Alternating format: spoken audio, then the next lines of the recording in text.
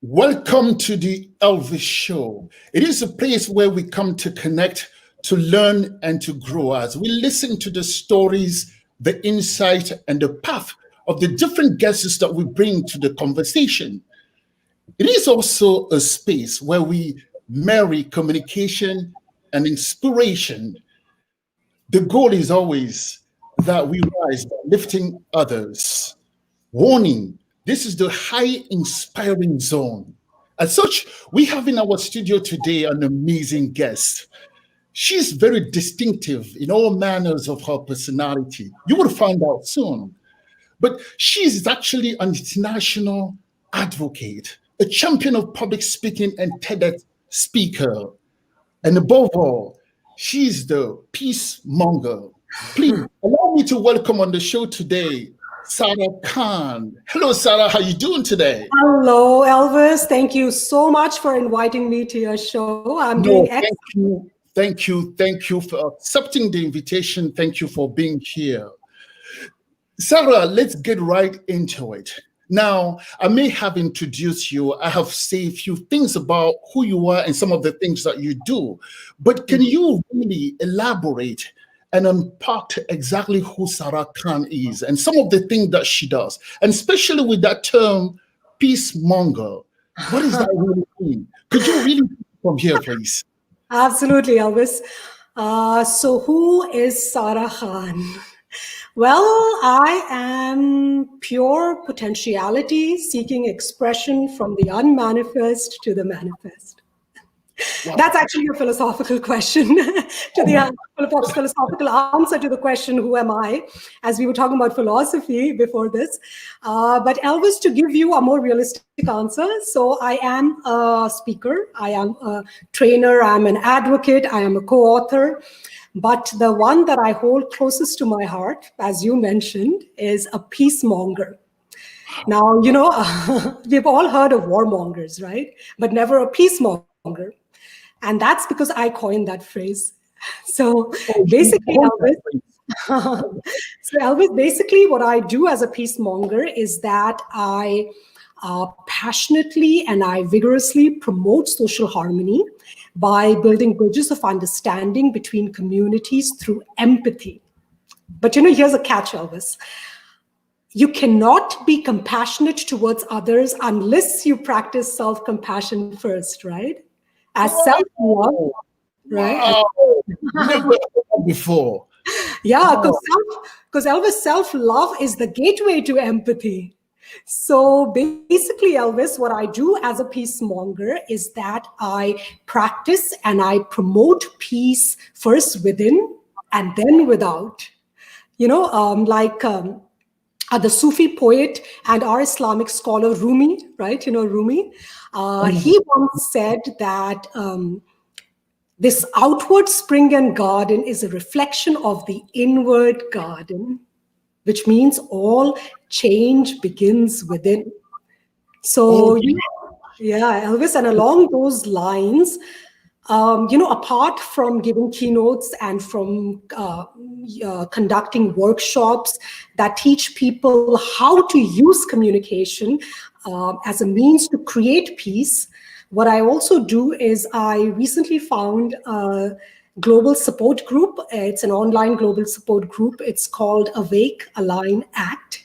And I did it along with two of my friends, a spiritual counselor and certified yoga instructor. And what we do is together, we dive deeply into the art, the science, and the practice of cultivating peace within. So basically, this is who I am and this is what I do. Wow, that sounds like a lot. What you're doing is very profound, in fact. Thank you. Sarah, I know that you belong to Toastmaster, and I do belong to Toastmaster as well. That's true. My life pre-Toastmaster was kind of dark. You see, I come from the autocratic society in Africa. I was really like a very shy child growing up, timid. In fact, I was introvert, very introvert. I was that kid that I would never raise my hand in school or in class to respond to a question, which means my life pre-Toastmasters was completely dark. And I knew exactly where that came from. You see, growing up in the autocratic society like African society, and some of my African friends who are watching now might recognize this. We cannot look at the adult or maybe the older person in the eyes when we speak.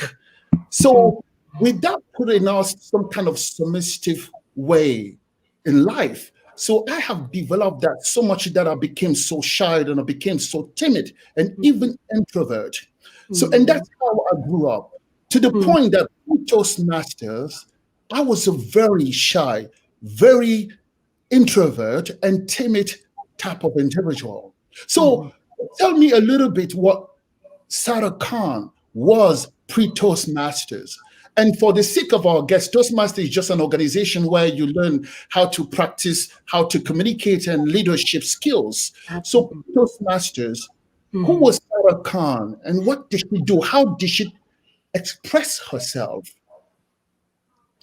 Interesting. By the way, Elvis, what you said, I know that many Toastmasters can relate to your experience in the sense that being an introvert and being shy. So, but as for me, Elvis, believe it or not, pre-Toastmasters, I did not use words at all to express myself. In fact, I used various forms of art. So, growing up, I was a gymnast. And at one point, my dream was to compete in the Olympics. Oh, wow. Yeah, and then I developed a passion for working out at a very early age. So I even remember that, I used to aspire to be a bodybuilder when I got older, despite my petite frame, by the way. And, I also excelled in dancing. And I remember at one point, Elvis, I wanted to become a dance choreographer for music videos. Oh, wow. And then I loved dramatics. So basically, Elvis, I was using form to express emotion. And then later I turned to art, as a medium to express my feelings and my frustrations and my fantasies. So, in fact, my favorite artist is Salvador Dali. If you've heard of Salvador Dali, because, I always used to love his work because to me, his work, it liberates thought and language and experience, from the boundaries of rationalism. And then Elvis, I transitioned to fashion design. And then I pursued that as a career. And once again, in fashion, my work, it reflected like the styles of flamboyant designers like Jean-Paul Gaultier and John Versace. Yeah. And then later, believe it or not, it keeps going on. And then later, I dipped my feet into photography and graphic design. And at one point, I even had my own business where I used to design T-shirts with Arabic calligraphy. So, Elvis, let's just say that before I joined Toastmasters, I used many mediums other than language to express myself and just to express life and my experience of life. Wow. That's amazing. It's quite That's a long list of things. Yeah. It's interesting how we found out about people, what they do before a certain point in their lives. Now that you are part of Toastmaster, could you tell us and the audience, of course, how you use Toastmaster and learning how to communicate effectively? What is the impact of all of that in your life now? So what does learning how to communicate effectively and maybe using the practices that you learned from Toastmaster, how does it change? Has that changed your life? That's a great question, Elvis. Toastmasters has had a huge impact on my life. And there's a lot of options. We all know that there's a lot of options out there to help you with your communication skills, right? And Toastmasters is one of them. It offers a systematic educational program to help you build your communication and your leadership skills. But, Elvis, what I love the most about Toastmasters is that in Toastmasters, you have the opportunity to learn from the unique perspectives of members who come from all walks of life, right? For the world, yes, From, definitely. from different race, from different religions, from different cultural and ethnic backgrounds. And also, Elvis, you're given a platform that enables you to step outside of your comfort zone and to take Absolutely, risks, right? absolutely, Without absolutely, right, and without the fear of being judged or the fear of absolutely. being criticized or being Kind of a safe ridiculed or space, rejected. right? Yes, absolutely, a very safe and nurturing space. And Absolutely. all of this, it enriches your communication skills, right? It does. Allowing you to move hearts and minds through rhetoric and to bond with others through compassion and through confidence. And, Elvis, also, as you already know, being an activist and being an advocate and a peacemonger, I often talk about sensitive issues or delicate subjects like religion, like politics, like social justice. And believe it or not, Toastmasters has taught me how to be sensitive while addressing sensitive issues. For example, Wow. yeah, I really, Elvis. For example, I have learned to tackle delicate topics by sharing personal stories, rather than asserting personal opinions. Because, Absolutely. Wow. yeah, and because stories is what allows us to convey our ideas and to engage our listeners on an emotional level, right? So rather than being offended, our audience can empathize with us. So, Absolutely. Absolutely. right? So, Elvis, I believe that learning how to communicate effectively, it's not just an essential skill for an advocate or, a peacemonger like myself. The thing is that difference of opinion, that can create misunderstanding. It can create conflicts and divisiveness in any context, right? Whether it be in our personal life, whether it be in our professional life, or in our social life. So navigating through differences without severing connection, that is a prerequisite for living in harmony. And Absolutely. this, Yes. right? And this requires effective communication, isn't No, it? true. True. So, absolutely. So, Toastmasters, Elvis, has been a huge influence on me as it has taught me how to communicate effectively. Wow, that's amazing. If you just joined us, our guest today is Sarah Khan. She's an international advocate. She's a champion of public speaking and TEDx speaker. And she's also a peacemonger. And she explained that in the beginning what it means to be a peacemonger. Now, Sarah, I know you explained peacemongering. I don't know if that's the term or how to be a peacemonger, what that entails. You explain a little bit.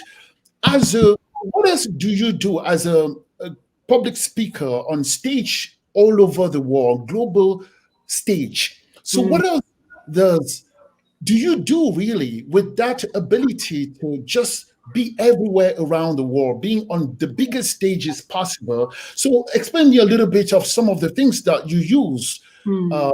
to do as a global speaker. Um, as a global speaker, you know what, Elvis? Other than Toastmasters, basically, I've conducted keynotes and workshops for conferences and for corporations in UAE and India.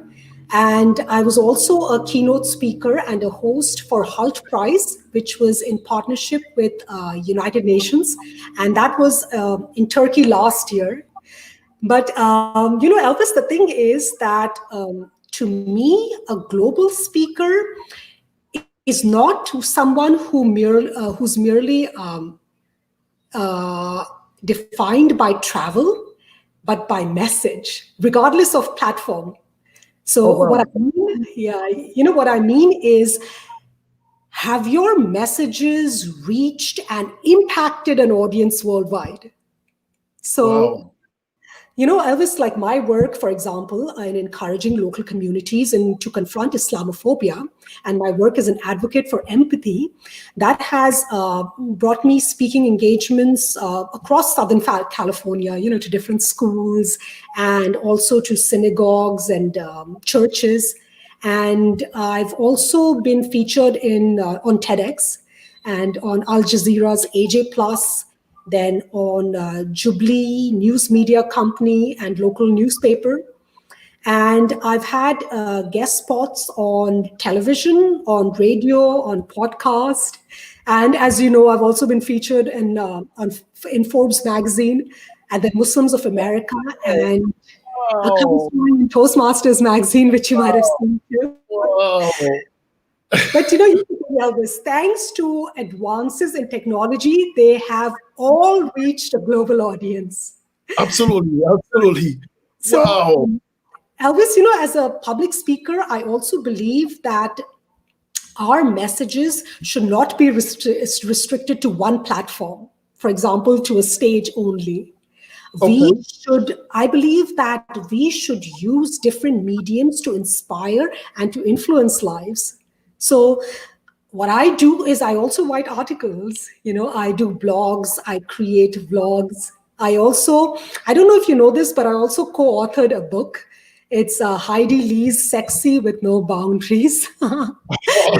Yeah, so basically in that book, Elvis, as a hijabi Muslim woman who covers herself from head to toe, as you can see, I define modesty. I define modesty as being sexy because, I believe that modesty doesn't veil your beauty, but it displays personal liberty because it's all about choosing to be intellectualized and it's about choosing to be personalized rather than sexualized, right?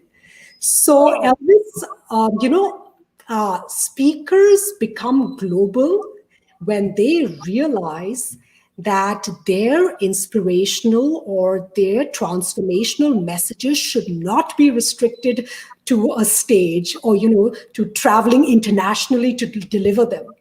The thing is that when you use different mediums to share your message and it's accessible to audience all around the world, then you become a global speaker. Wow.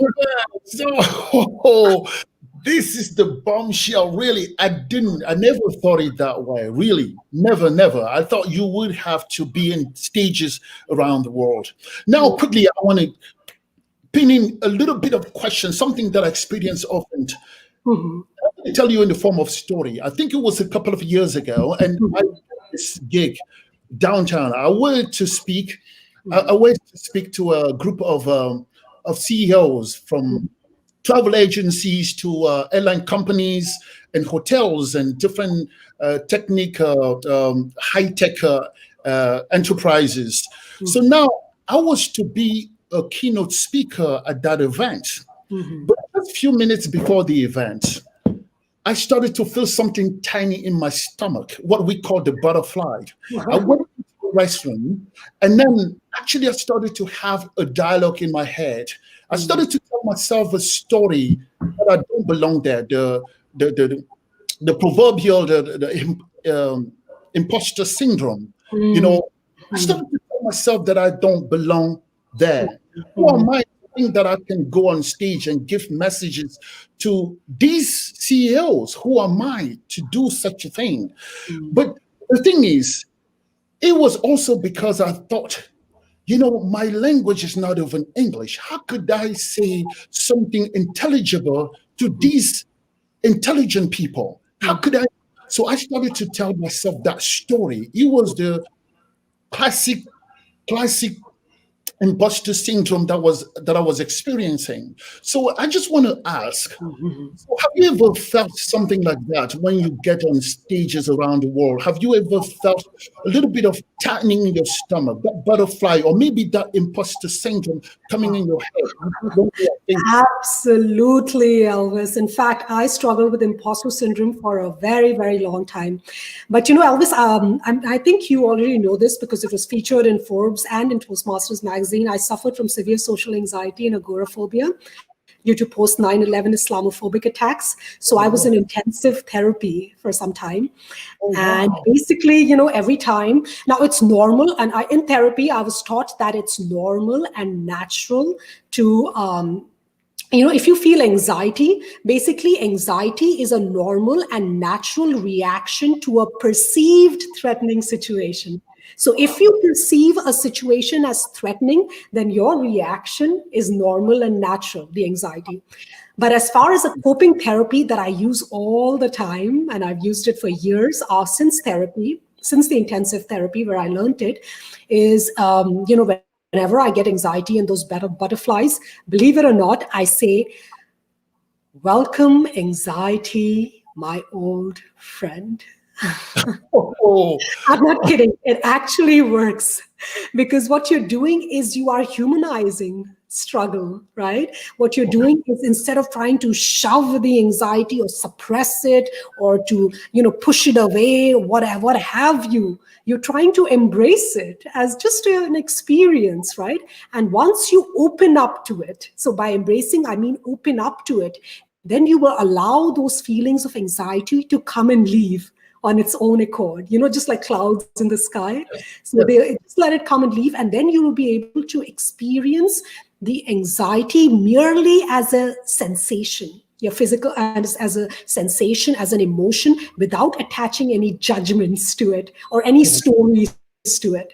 So that's what I do. And one more thing, Elvis, actually, I want to tell you, it's a very good, one of the psychologists from the therapy that I learned, his famous quote is, the actions of confidence come first, the feelings come later.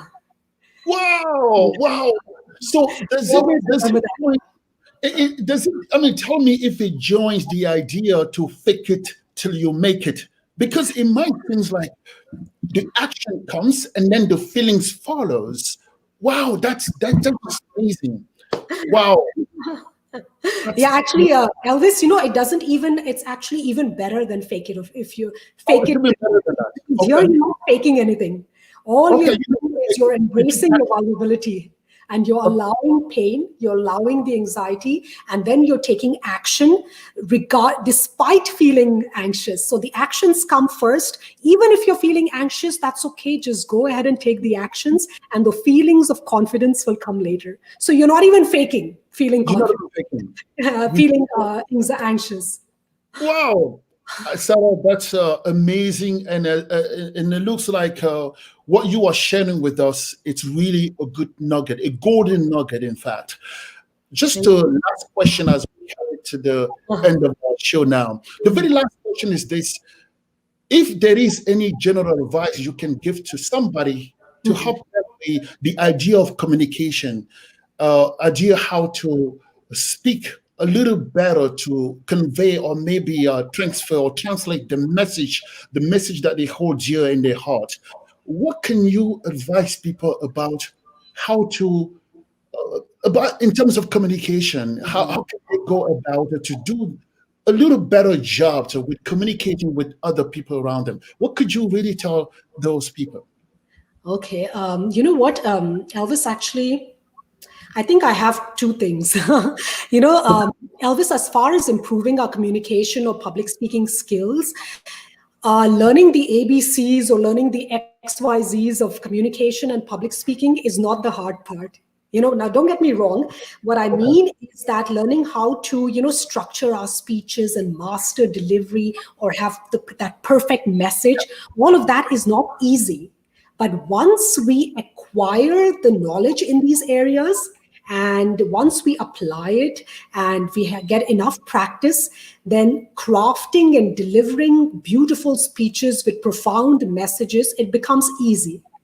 But here's the thing, Elvis, at the end of the day, that's not enough. Because at the end of the day, your audience wants to know what's in it for me, right? What's in it for me? So you will not be able to sustain an audience, especially if you aspire to become a paid professional speaker, right? Only by delivering beautifully crafted speeches and flawlessly executed speeches with profound messages. You won't. because you will, Elvis, create credibility only when you are an expert in the subject that you're talking about. So, in other words, the hard work lies in constantly creating and developing content so that your knowledge on the subject is extensive and it's up to date. So my advice to, aspiring speakers or anyone who wants to improve their communication is not just focus on, like, the tips and tricks and techniques of creating profound messages, but make reading, make reflecting and make writing a daily habit. And Elvis, as far as just learning how to craft and deliver speeches, Toastmasters, that's an excellent organization that can help develop those foundational communication skills, right? Absolutely, absolutely. Elvis, the other thing I wanted to say is, there's a lot of times that people feel that they really don't know what to talk about or what would be profound or what have you, right?